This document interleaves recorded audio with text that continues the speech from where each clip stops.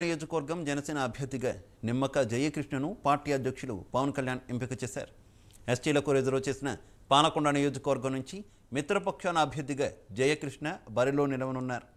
ఈ నియోజకవర్గం నుంచి టికెట్ కోసం ఆశావహులు ఎక్కువగా ఉండి పోటీ పడడంతో పలు దఫాలుగా జనసేన పక్షాన సర్వేలు జరిగాయి.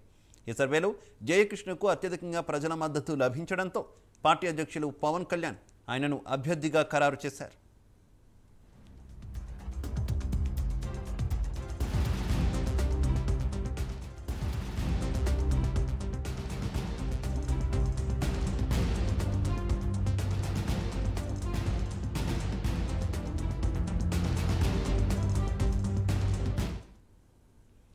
పాలకొండ నియోజకవర్గం జనసేన అభ్యర్థిగా నిమ్మక జయకృష్ణను పార్టీ అధ్యక్షులు పవన్ కళ్యాణ్ ఎంపిక చేశారు.